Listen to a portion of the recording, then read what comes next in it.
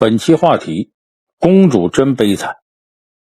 老话说呀，皇帝女儿不愁嫁，就说公主啊，那对于嫁人这事根本不用犯愁。为啥呢？有权有势有地位啊，金枝玉叶嘛。你看传统戏剧里有那么一出戏，叫《醉打金枝》，就说唐太宗的女儿升平公主嫁给了郭子仪的第六儿子郭爱，结果小两口在家里边吧，这驸马也得给升平公主行大礼。那毕竟人家是公主，人是君，你是臣呢。结果这郭爱呢有点怨气儿，时间长了呢，在家宴上喝多了，跟升平公主吵起来了，说两句过头的话，把郭子仪给吓的。这郭爱呢还酒壮怂人胆，还给了公主一嘴巴子。所以郭子仪绑着自个儿子郭爱上金殿，就是醉打金枝，就这么个故事，好一通赔礼道歉。那你看公主这腰杆多硬，你要放到现代那也是女性羡慕的对象。可是呢，咱不得不告诉大家个真相，那醉打金枝那是戏剧，在现实当中啊，像升平公主这样的可不多。古代的公主们呢，她的命运呢还不如普通妇女，比普通妇女还要悲惨。你说她们又有皇家权势，又有超高地位，有公主身份，怎么可能比普通女性还不如呢？其实她的人生悲剧恰恰因为她皇家的权势、超高的地位、公主的身份，也要说这三点优势恰恰是她们悲惨命运的原因。你看先说头一个，公主的权利。说公主权力大到什么程度呢？周迅、陈红、郭亚蕾主演的一部电视剧《大明宫词》里面有这么个情节，说周迅扮演的14岁的太平公主，第一次出宫呢，在上元灯节的那天晚上啊，邂逅了英俊的武士薛绍，这就让她开始了少女初恋。回去之后就单相思了，非这个薛绍不嫁。可人家薛绍呢已经有老婆了，公主过去也不能做妾。这时候呢，公主特权就出现了。什么叫皇帝女儿不愁嫁呀？我喜欢你，你就得娶我，你有老婆好，杀了他。武则天马上下密诏，把薛绍的法妻给弄死了。当然这是电视剧的戏说，那么历史的真实情况是什么呢？在历史上啊，薛绍只有一个老婆，就是太平公主。而他的死呢，是因为他哥哥谋反牵扯到他才被杖打100，最后惨死狱中。剧里头这个薛绍的原型呢，其实是太平公主的第二任丈夫。你看薛绍死了之后呢，武则天不忍心看太平公主年轻守寡，又亲自给她物色了一个新丈夫，就是自个儿的大侄子武攸暨，这叫肥水不流外人田。那这个武攸暨呢，他是有老婆的，武则天为了把太平公主许配给他，就把他原配的妻子给弄死了。你说这俩人婚后生活幸不幸福，历史没有记载。一日夫妻百日恩呢，还是结发之妻，中间离散。你说这武攸暨对于这个蛮横的杀妻仇人会不会心怀仇恨呢？咱们只能自个儿琢磨去了。而且因为娶你，我原来的老婆被弄死了，你想想作为丈夫他会什么样心态？而有的历史上啊也有记载了这样事儿的，就是夫妻的生活也有做明确记载，就他幸福不幸福。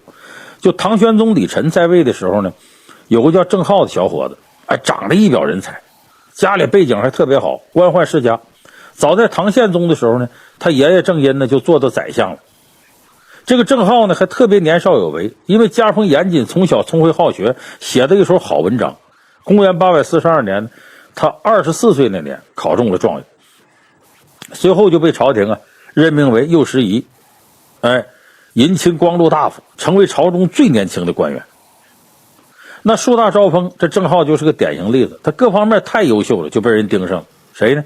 唐玄宗李忱，他最宠爱的一个公主万寿公主，他和元昭皇后生的，到了谈婚论嫁年龄，所以他就盯上郑浩了。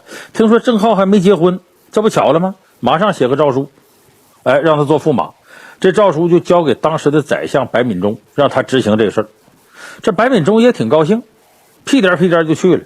到了郑家扑个空，怎么回事呢？郑浩是没婚配，但人家是有未婚妻的，是他老家的卢小姐，俩人青梅竹马，两小无猜，正准备考上状元，事业有成了，回家成亲。这会儿郑浩不知从哪儿得到信儿了，说这个皇上看上他了，要让他当驸马。得了，我也别什么事业了，我赶紧回家呀，把媳妇儿娶了再说。等我生米煮成熟饭了，你皇帝也是要脸的人，你还能咋地？娶公主这事就不了了之了。可没想到呢，这白敏中太敬业了，硬是快马加鞭，在半道上把郑浩给追上了，还威胁他啊，现在你小子可是没结婚的啊，皇上让你当驸马，你若不从，祸从天降啊！你要不接受诏书，嘿嘿，我回去如实禀报，你小命可不保了。违抗圣旨，你还得满门抄斩呢。你看公主这特权，你敢不娶我，我杀你全家。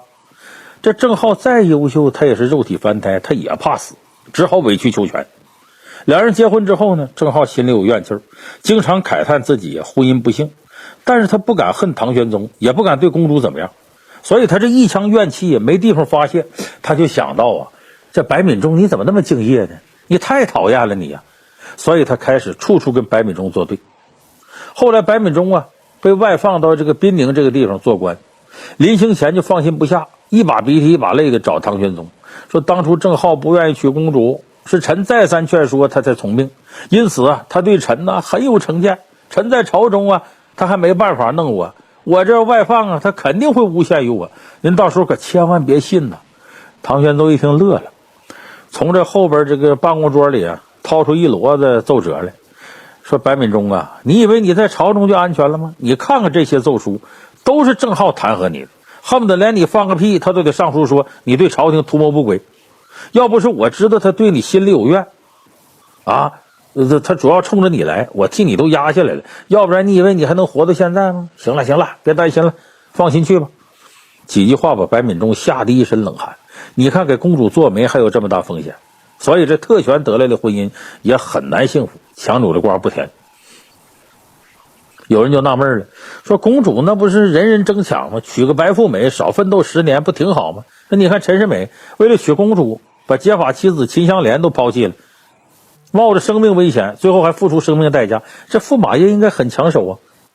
其实呢都是戏说，在历史上啊，当了驸马的状元就郑浩一个，正常人还真不愿意娶公主。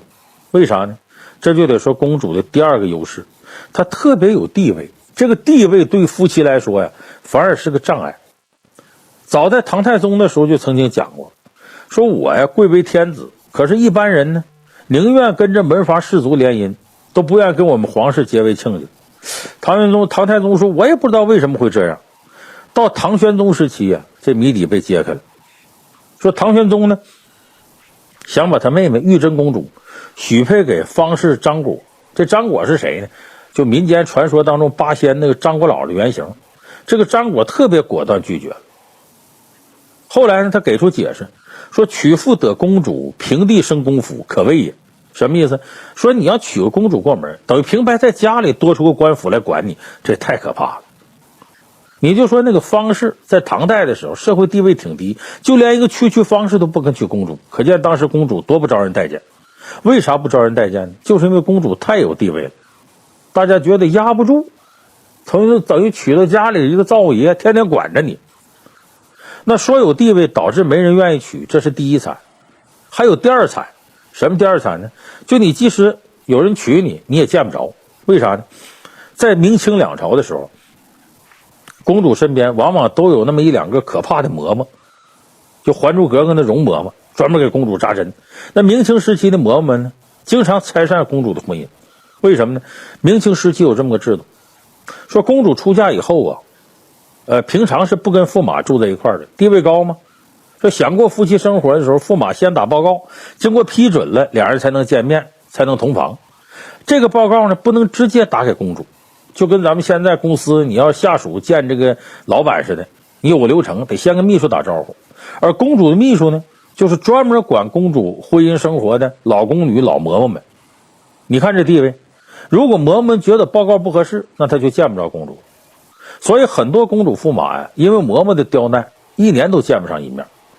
你比方说明朝的时候，明神宗朱翊钧有个同母妹妹永宁公主，她一辈子就跟她的驸马梁邦瑞见过一面。怎么回事呢？说公主跟梁邦瑞那举行完婚礼，这不见一面吗？就回宫了。梁邦瑞得找公主啊，新婚燕尔的，一进宫就被嬷们拦着要钱。这梁邦瑞说怎么还有这规矩呢？我见我老婆还得给你们钱。他对这个制度完全不懂。我要见媳妇儿，你不让见还要钱，这什么道理？他就来倔脾气了，结果就跟这几个嬷嬷吵起来了，一吵起来动上手来，这嬷嬷一哄而上，你一拳我一脚。这梁邦瑞本身呢就有病，这结婚的时候还吐过血呢，哪经这个，连气带挨揍，几下被打趴下了。回去家之后一场大病，没多长时间就死了。就这么的呢，永宁公主结婚不到2月，就在婚礼上见了驸马一面，之后就成寡妇了。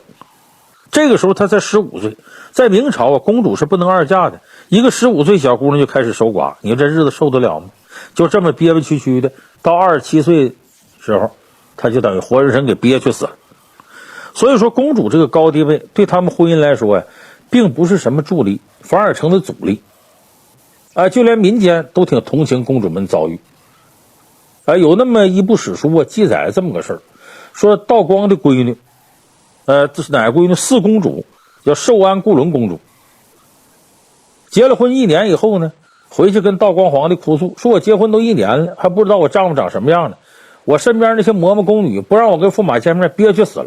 道光一生气说：“他们管得着吗？你让他们边去！你告诉我说，你俩想见就见，你跟他们说，谁不能拦着？”就这么，这个公主啊，终于跟驸马能撒欢见面了。这一见面，连年8年生了8个孩子，你看这个热闹啊！所以你看，这就是民间都有这方面的记载。那么除了特别权利、特别地位，最后一个就是这个特别身份，就是公主作为皇帝女儿这个身份呢，让他们婚姻往往变成一出政治大戏。她本人就是戏里不由自主的傀儡。你看历史上那些和亲公主嫁给外族，你听着好像王昭君呐、什么这个文成公主啊，这千古流芳。那平平常常那些公主过去，那个婚姻生活呀，你别提多不如意了。就包括王昭君，为了维护匈奴地区的和平和大汉王朝的这种关系，她嫁给了单于之后呢，老单于死了，她又嫁给小单于。这小单于当然不是她亲生的了，但是你这么说，这咱们听着怎么都跟乱伦似的。你这婚姻她不可能幸福。你再比方说明朝末年的长平公主，看过金庸小说都知道，《鹿鼎记》里那独臂神尼，为啥独臂呢？因为他父亲崇祯皇帝亡国的时候呢，怕自己女儿成了俘虏受辱，给自个儿丢人，就拔剑呢，把长平公主要砍死。这个一剑砍偏了，就砍掉一只胳膊，这长平公主捡条命。说她是独臂神尼呢，这是武侠小说里头胡扯，没这事儿。但是历史上长平公主确实是被崇祯砍掉了一个胳膊。她捡了一条命之后呢，成了清朝俘虏。多尔衮为了表现自己很宽容、很包容，就相中她公主这个身份了。那你看，首先公主代表着前明、前朝廷，我把她照顾好的，证明啊，我们大清多大度我多么宽容。前朝那些什么官员什么的，不就能对我死心塌地了吗？再一个，公主啊，她是一介女流，也成不了什么起义领袖，完全没什么威胁。所以多尔衮不顾长平公主想出家请求，非要给她制造一个看起来幸福的人生，就把她嫁给清朝的叛徒周世显了。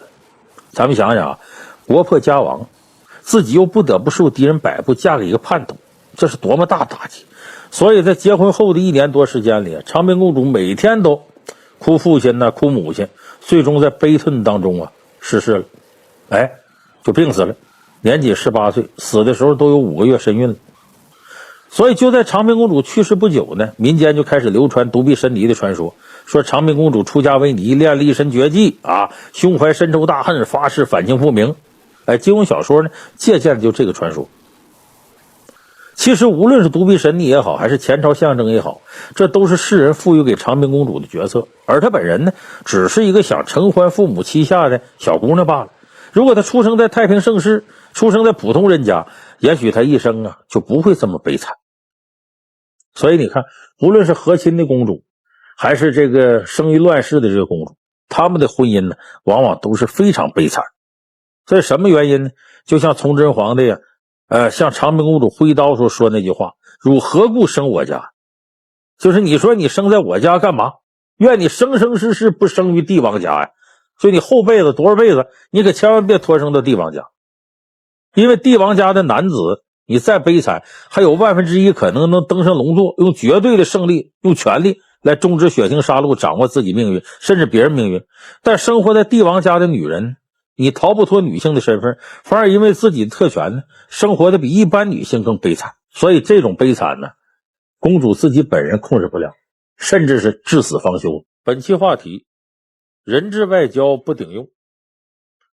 在2018年的12月初，大家都知道一个新闻，华为的 CFO 孟晚舟在过境温哥华机场的时候呢，被加拿大警方给拘押了。几天以后呢，几名加拿大公民呢，因为涉嫌危害中国国家安全，在中国境内呢被依法审查。随后呢，孟晚舟呢得以保释。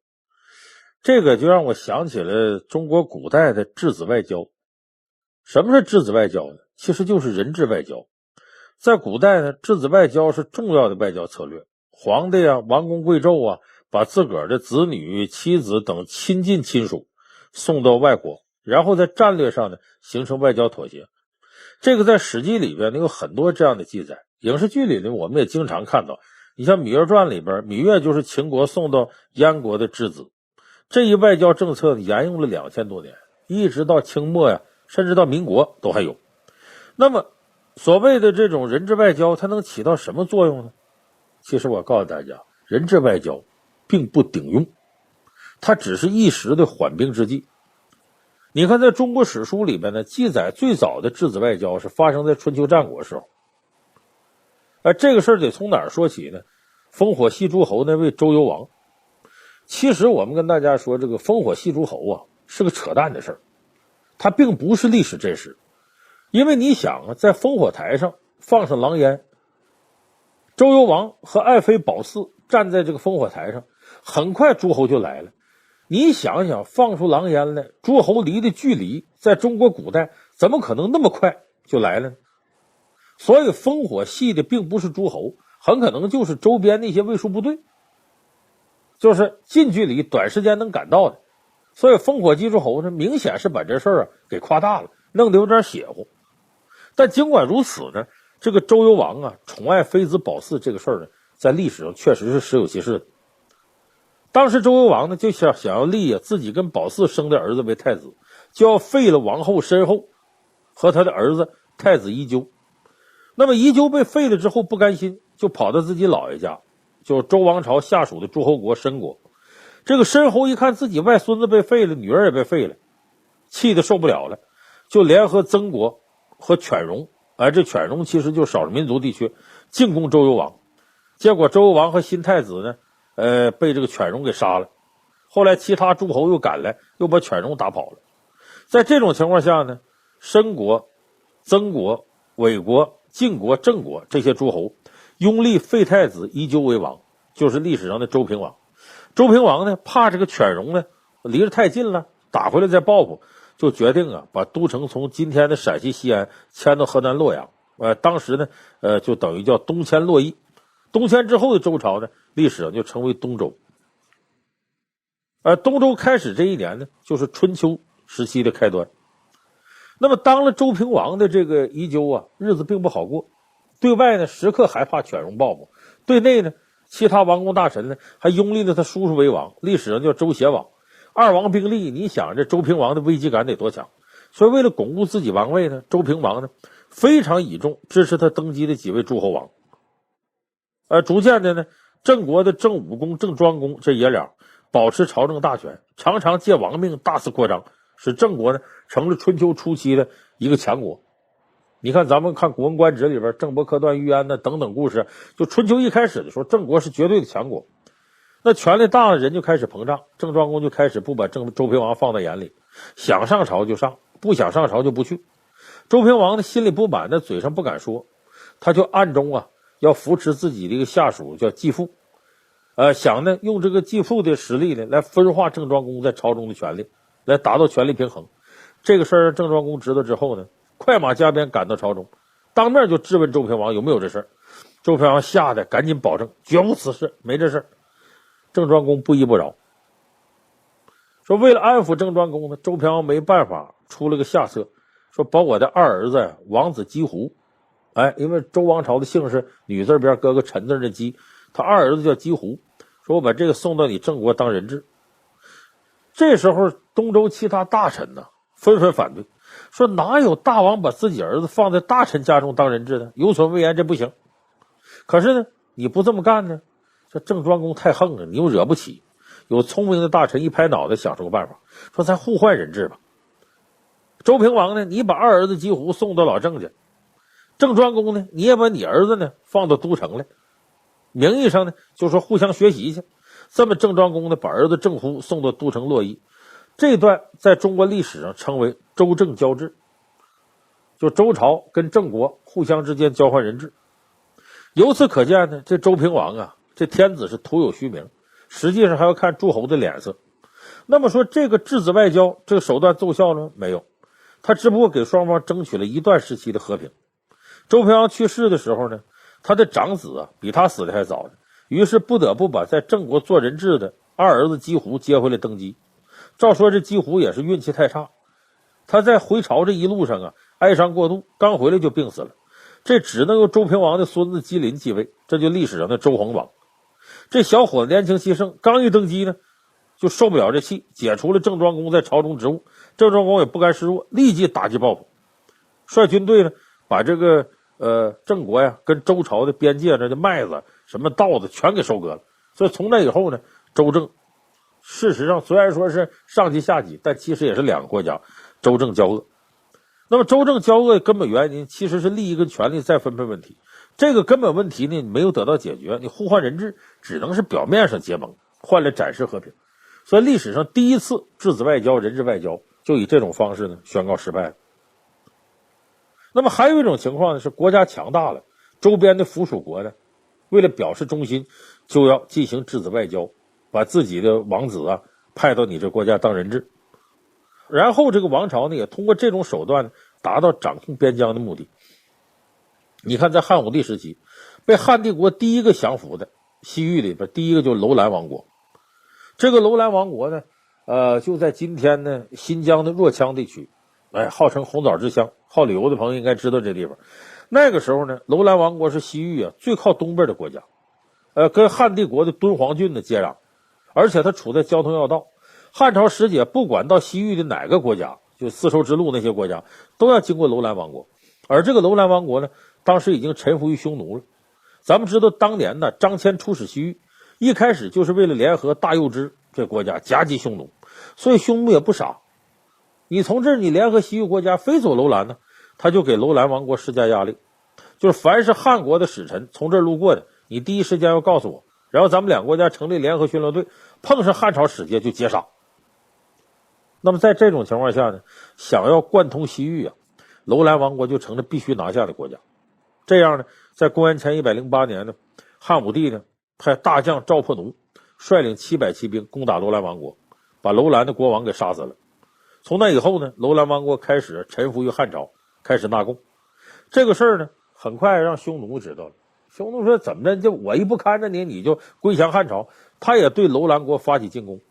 为了平息战争呢，新继位的楼兰王啊，国力太小啊，不得已呀，他就把自己一个儿子送到匈奴当人质，把另一个儿子送到汉朝当人质，表示我是永久中立，你们谁我也得罪不起，都是我爸爸。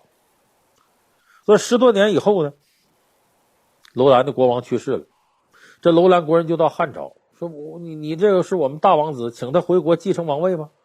可是这个时候啊，在汉帝国待了10多年的楼兰王子，因为触犯了汉朝法律，被处以宫刑了，就跟司马迁一个下场，被阉割了，怎么还回去当国王？但是这个事儿呢，汉朝也不能直接跟楼兰使臣说，就对他们直接答复什么呢？说是天子爱之，不能遣啊，其更立其次当立者。什么意思呢？就是我们的天子汉武帝很喜欢你们王子，就不回去了，你们就立别人当国王吧。这理由不能说服人，但你也没招，弱国无外交啊。所以楼兰国呢，只好改立其他王子。等新王继位之后呢，汉朝又命令楼兰王，你再把你新王的王子给我送过来一个，接着当人质。这新楼兰国王呢，只好照做，把二儿子呀叫魏图齐送到长安，把大儿子呢安归送到匈奴。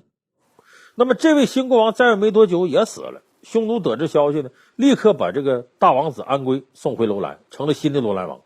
汉武帝知道这事很愤怒，说你即使有新国王，也应该是在我们这待着人质，应该是他二儿子魏图齐，所以就命令楼兰王安归入朝，说有赏赐给他。一开始这安归挺高兴啊，这个汉朝要赏赐我去吧，见见这花花世界。但是这个时候，安归的妻子，这妻子是谁呢？他老婆其实是他继母，就他爸爸死了之后啊，他把他爸爸老婆给娶过来了。这种事儿呢，在那个时候很常见。咱们大伙儿都知道王昭君吧？王昭君嫁给呼韩邪单于，其实不光嫁给这个单于，这个单于死了，她又嫁给他儿子，伺候爷俩。因为他也不是他这儿子真正的这个母亲，是继母嘛，所以那时候这种事很多。他这个继母见多识广，他就说呀，楼兰已经送了2位质子去汉朝了，都没回来，你可千万不能去。安圭一想也对，就称自己刚继位不久，国内混乱，等过1、2年我再到大汉朝觐见吧。那么这个国王安圭呢，是匈奴扶植当王的，他跟匈奴更亲近，于是在匈奴指使下呢，又开始劫杀汉朝使臣。这个时候呢，汉武帝没了，已经是汉昭帝时期了。辅政大臣霍光，就那个跋扈将军，就命令人呢刺杀了楼兰王安圭，并把在汉朝的这个质子魏突骑送回楼兰，立为国王，而且呢赐给他一名汉朝宫女作为王后，把楼兰这个国家的国号都改了，改称为鄯善，并且以保护魏突骑为名呢，在鄯善地区驻兵。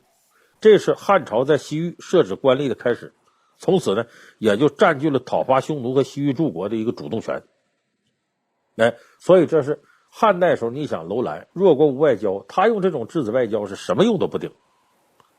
那么等到了盛唐时期呢，质子情况又不同了就周边国家对唐朝都持一种亲睦友好、恭敬臣服的态度，就派质子到唐朝，一是作为臣服，第二个是过来学习留学，就相当于留学生。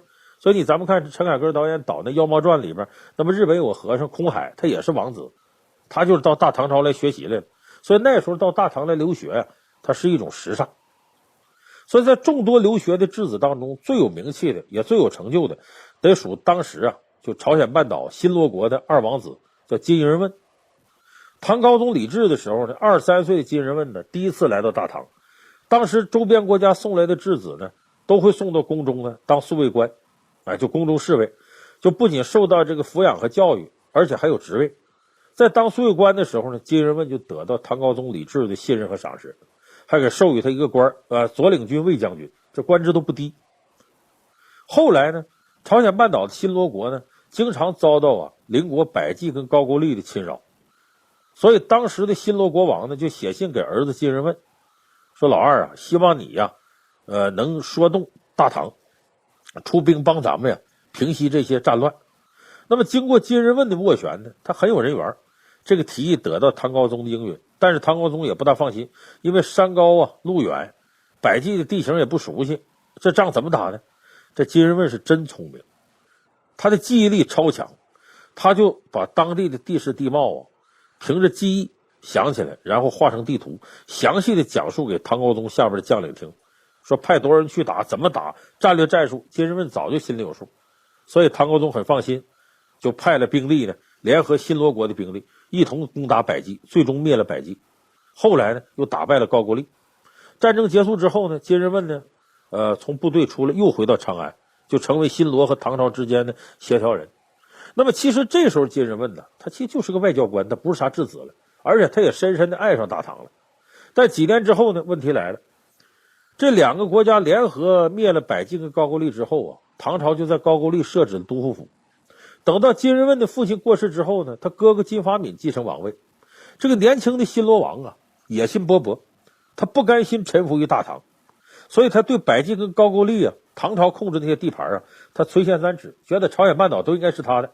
于是他开始秘密联合在百济高句丽地区那些反对大唐的那些部队，准备联合攻打大唐在高句丽的都护府。这个事儿唐高宗眼里不如沙子，你们胆儿也太大了，所以他一面下令率军征伐，一面呢封在长安的金银问为新的新罗王，你就是新罗王，把你哥哥废了，并且命令他立刻回国带部队平叛去。可是这金银问呢，刚走到一半的路程，还没等回去呢，那边呢当地的驻守的唐朝军队3战3捷，把这金发敏给吓得他也知道天高地厚了，赶紧的派使臣呢到大唐朝请罪。唐高宗一看呢，审时度势，就赦免了他的罪行，恢复他的王位，然后让走到一半金银问说你回来吧。其实呢，看起来好像金银问失去了做新罗国王的机会，但是呢，他自己本人说实在已经不大想再回到新罗了，因为毕竟跟着大唐比新罗太落后了。这有点类似于我们现在很多人呢，比方说在地方，可能你职位也不低，调到北京之后一开始不适应，但待了几年之后首都的文化呀和这个各方面的生活水平啊都比地方高，就再让你回去给你升官，你可能都不愿意回去了。所以当时的金士问呢，其实就是处在这样一种地位。何况呢，他已经摆脱了质子的地位，得到唐朝和新罗两边的信任，已经成为双方啊互通友好示好的这么一个外交官了。所以您这么看呢，甭管什么情况下的质子外交，其实都不能从根本上解决双方外交的问题。要想彻底解决这种外交问题啊，包括藩镇问题，最终还要依赖于你这个国家在政治、经济、军事各个方面实力的不断加强。只有你的实力不断增强了，那么在外交上你才能占据主动，否则你就是国王自己跑过去给人当人质，恐怕也不解决问题。